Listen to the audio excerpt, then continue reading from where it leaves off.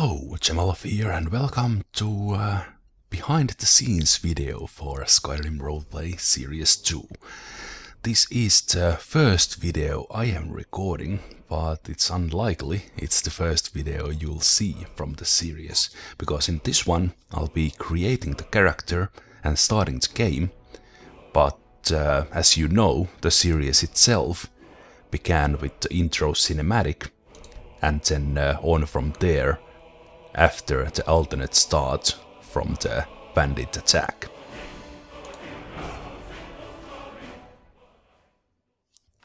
At this point, when I am recording, I have already recorded the intro cinematic. I created a character for that, used console commands and things like that to get that filmed, if you will. But this time I have the mod setup I'm using for the game itself, and I'm creating Ulik right here. The character creation menu you see here is the race menu mod. If you are interested, this is very versatile, adds a lot more options, including different kind of body tattoos and things like that. I'm not using them, but this is very comprehensive. If you want to modify your character, you can also have a highly customized hair color, not just the default options and things like that.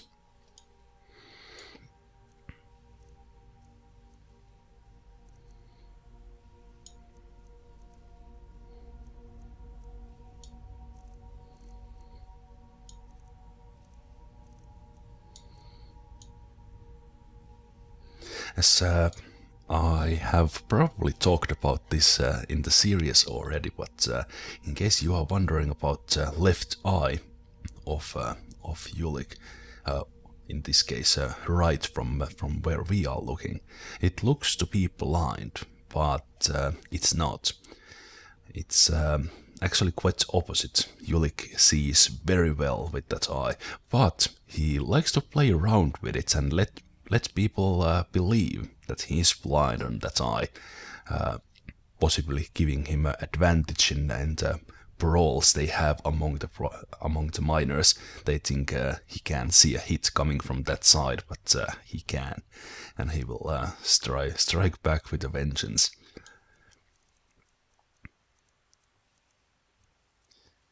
I haven't really thought about the backstory at this point about the eye.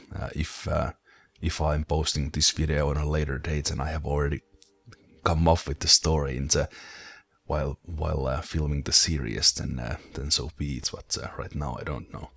The same thing with the scar on his right side of his face. That is from a fight or something early on. Maybe something he tried to do hunt down an animal or something. And in case you have been wondering about the name, I more or less did the same thing I did for the Series 1 and Ingvar.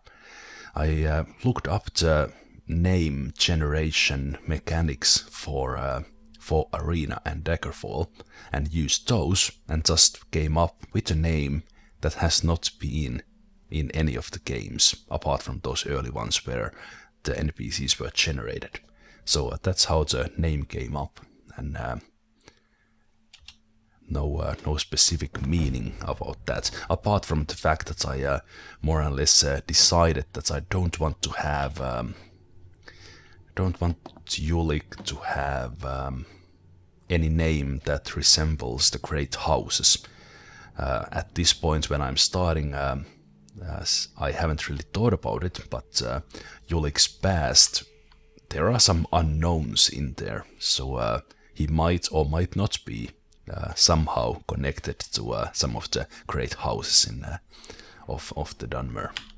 Approach, my child, and choose where your new life shall begin.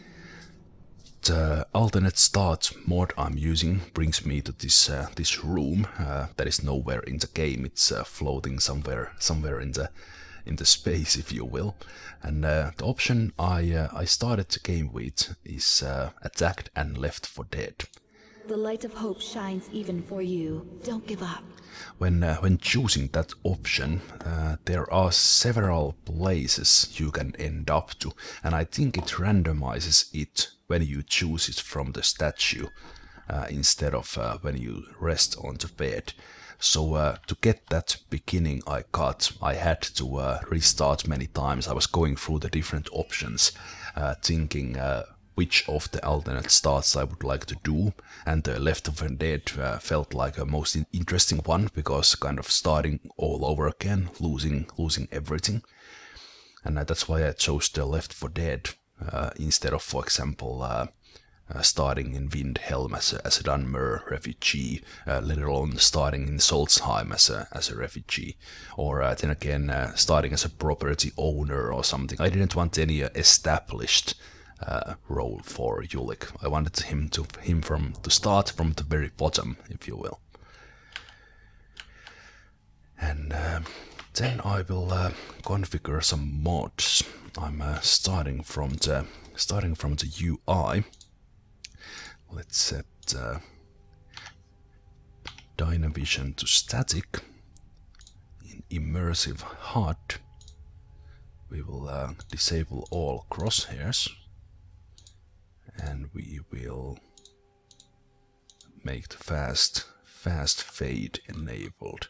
And then with less intrusive HUD, we take the visibility, and I'm using the alternate sneak meter. I'm not using the sneak text, and I also used alternate compass. The compass is hidden by the immersive HUD, but I can bring it up with an X, but this makes it look different. Like that. But then the most interesting thing about the less intrusive HUD too is how you can customize the whole HUD. So I'm pressing the enter in the numpad to bring this view up, and then I can move all the different pieces into UI, including the magicka, which I will remove there, the health bar, the stamina bar, and the compass. I think that will be nice. Then the enemy health. I can choose how many steps I move by. Also, I know I'm moving in 10 pixels or 10 steps, and I can move in a very, very precise manner as well if I want. So I want that to be close up there, but not too close. Then the arrows.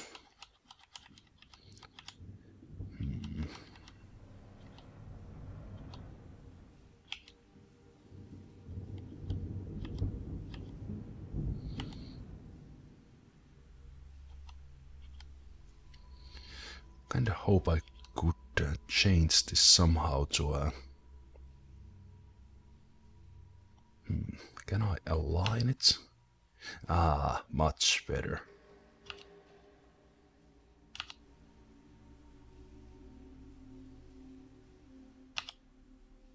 Yes, I think that will do. Yeah, that's very good. Then the stealth meter. I like to have that at the very bottom. It is that the eye symbol in the normal stealth is not shown. It's shown there in the UI configuration, but otherwise it's not. That long line is what I actually see. So let's have it there. Not touching the crosshairs. Let's move the enchantment bars where they are supposed to be. You can really change everything. I will move the subtitles a bit. The follower back button gonna go there. Let's center the shout. Not sure how it will actually show up when it's there. The same thing with the level up text.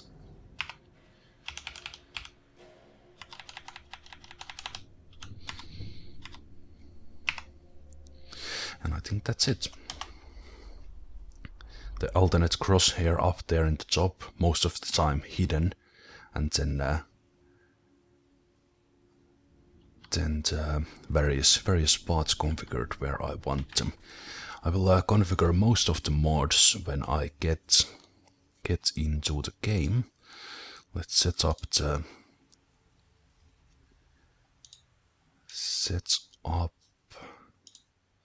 this one. Maybe 12 minutes when it's not on an event. I think leaving combat is something I want to save on.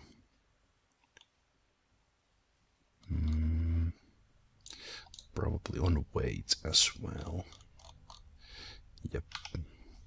And then I like the lightning mod, but I don't like how often the lightnings come. If they come too often, it's too disrupting. Kind of as an atmospheric thing, it's very nice to have them, but not too often. And then the splash of rain. I like the interior rain sounds, but not as loud.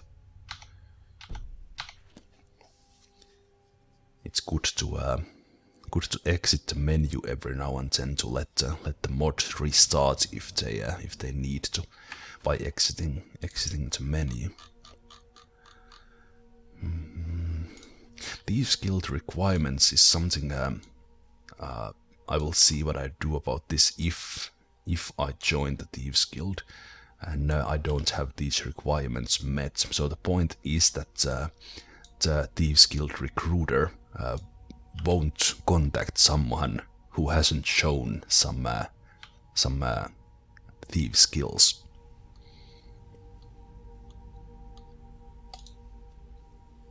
The shooting stars. I don't want any of those, and I want it to be quite rare. Then is there anything else? The lock overhaul. Let's set up the automation.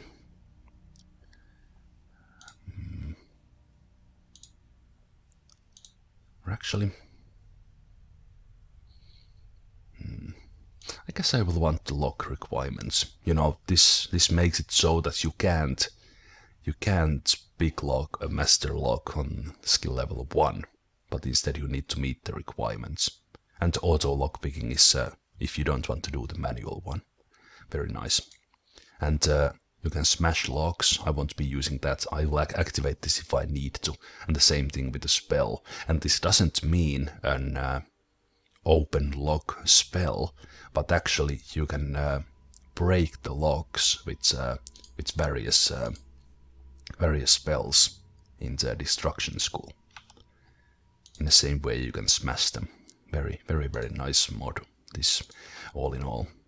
But I will have the requirements on and auto lock. I will start Hunterborn when I get into the world. Same thing with Frostfall. Let's set out Deadly Dragons to Expert. The customizable camera. I like this to be centered in the third person. So that's why I set out this one. And a field of view I have set through console already, but it's 78.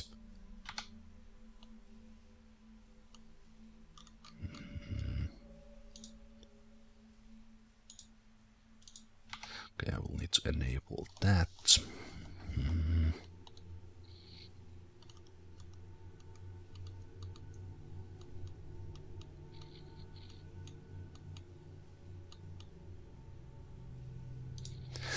Trade and barter. Actually, I will start that also when I get there and configure it. Then it adds all kinds of interesting options for price variation, depending if you have your weapon drawn, if you have a hood on, and all those are optional. That's very nice. Right, but I will save the game here, and I will see if I can now load up the same parts I had. Same parts I had when I recorded the intro cinematic. So it might be that I need to edit the video here a bit, but let's see.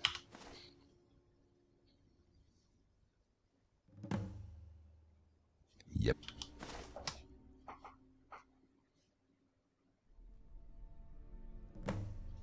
Finally. It took me 12 attempts to get this alternate start. I thought they had removed it when I wasn't sure if I updated the mod version or something. Right, but then right away when the game starts I need to configure the sounds of Skyrim.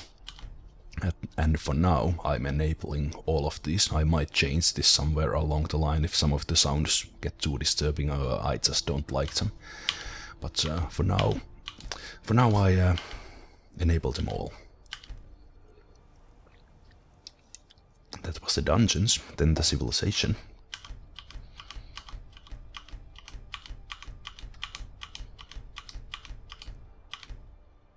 Including the Easter eggs, whatever those are, and then the wilds.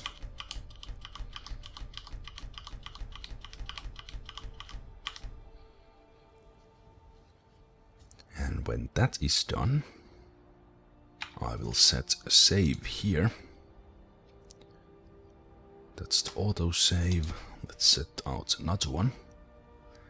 And then one thing I do here. This is set up for the start, as you might remember if you have watched that already. I will not pick up anything from here, but I will store additional apples here. Let's take the lightning guide and to get the spell. Those are the mod items. And then, as you might remember, that's an apple Ulik found. Right, and then to configure the mods I didn't configure yet. Starting with the trade and barter. Let's start the mod and exit just in case it wants to kick itself up. Then back to the MCM and check the settings. I think these are fine, I won't be using them. Wearing helmet.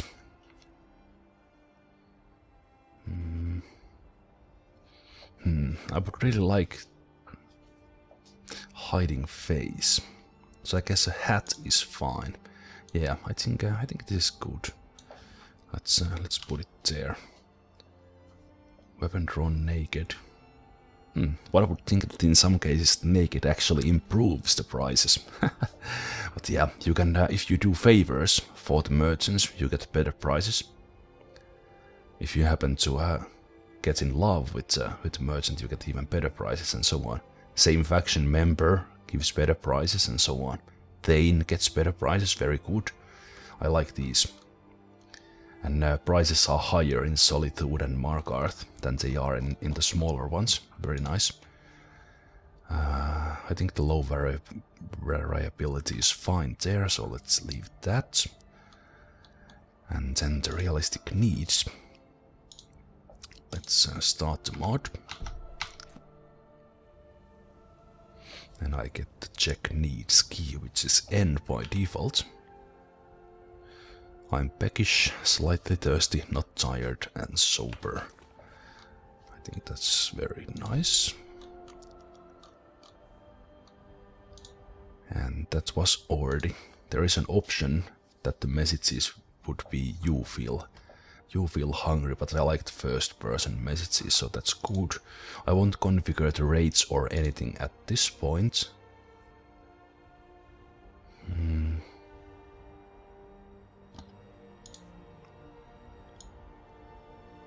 I don't think anyone trips over when they are tipsy.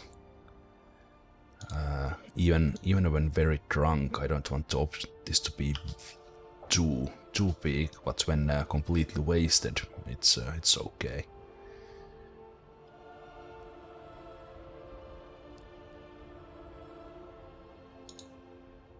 Let's take that down just a bit, so you can actually drink one normal alcoholic beverage without coming dizzy. Yeah. So that's configured. And then, with the epic music in the background, I will turn on the Hunterborn. This changes how I handle the corpses and how I get the ingredients out. You get a lot more ingredients from a corpse, which is realistic. If you hunt down a deer, you don't get one meat, you get a lot. And the Hunterborn changes that. I like it. It's if one app uses that, it's overpowered, but it's fine for or very good for role playing and realism. The only downside is how the animal spawns work in Skyrim. There's too many of them, and I think wild animals shouldn't be that close to the roads. They should be hiding in the forests, but that's how it is. Yeah, I will leave that to be. I don't need to do anything to those, and then let's enable Frostfall. If I manage to click the right button. And then let's exit and let it kick off. So yeah, I should have probably mentioned that at the beginning that this video won't be very exciting, but hopefully you figured that out from the video title and description. But this is all the work I needed to do before I got to start recording the part 1, and not just that, also all the work I did for the short intro cinematic. I think in total that took me 4 to 5 hours in game, doing various bits, getting those bandits here, getting that recorded, using console commands to give myself some gear that is now stolen from Ulik and things like that. Getting the right shots to the film, if you will.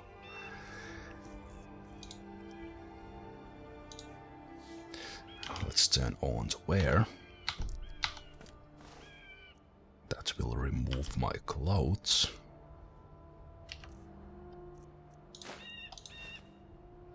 Then we put those on. And we are ready to rock.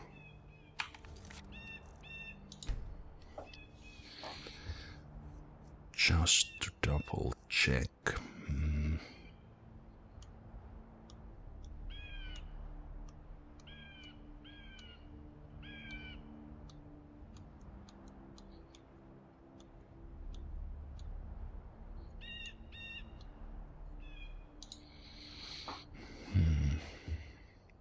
I haven't been using the sneak tools, so I don't know exactly how it works.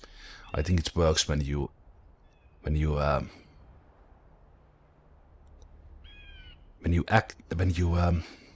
sneak up on someone, and instead of pickpocketing, which is the default option, if you have a weapon out, depending on what kind of weapon that is, you can knock someone out. You can slit their throat and things like that, but I think I will put on the menu pop-up just in case I don't accidentally do something. For example, if I'm pickpocketing someone with a weapon out when I'm actually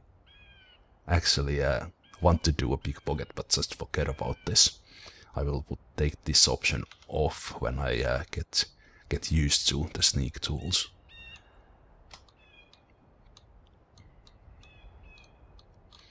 Yeah, I think that's it. I will touch the other mods when I need. Oh right, one thing I wanted to do.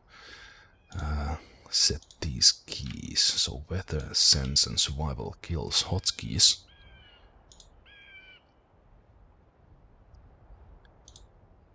Yep, and there we go. Now we are ready to play, and this is where I started recording the part 1. I will restart the game here before I do that, but in case you haven't to stumble on this video before you have watched my series, or you are new to my channel, go ahead and click the playlist link in the video description and watch the actual series, where I role play through Skyrim instead of creating a character and configuring mods.